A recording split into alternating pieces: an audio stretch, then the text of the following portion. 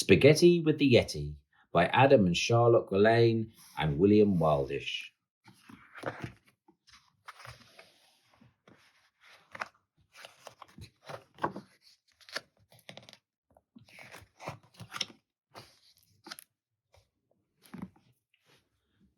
A boy called George had an excellent plan to go and discover the Yeti. He put in his backpack a warm woolly hat, a map, and a tin of spaghetti. Slowly, George climbed up a steep mountain path in search of the mythical beast, when he stumbled straight into a monster who was eating a sumptuous feast. "Hooray!" shouted George. "I knew you'd be here. I'm sure that you must be the Yeti."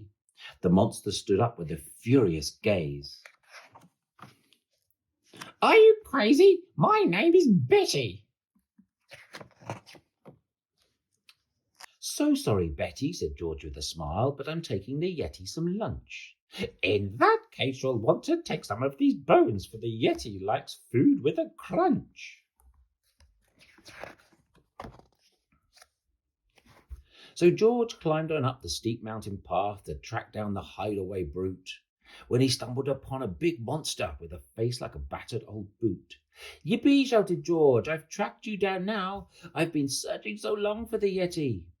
The monster glared down with the angriest growl. "How insulting! My name is Yeti." "So sorry, Hetty," said George with a sigh, "but I'm taking the Yeti a treat." "In that case, you'll want to take one of these goats, for the Yeti likes food with a bleat." So George trudged on up the mountain path, dragging the goat by her tail, when he spotted a shape in the distance and heard the most bone-chilling wail. "Hurrah!" shouted George. "At last it is you. I've been looking so hard for the Yeti." The monster looked down with a terrible howl. "Are you bonkers? My name is Nettie." "So sorry, Nettie," sighed George, feeling glum, "but I'm taking the Yeti a snack." "In that case, you'll want to take lobsters and crabs, for the Yeti likes food he can crack."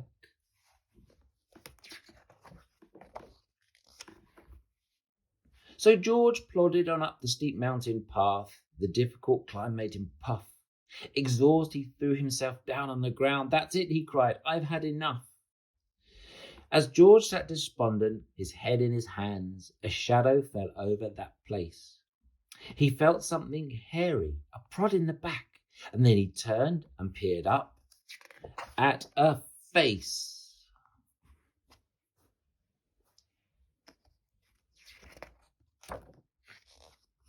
"I found you," cried George with a big happy grin, and he showed all his gifts to the Yeti. But the monster looked down at the crab and the goat and said, "I'm sorry, I only eat spaghetti."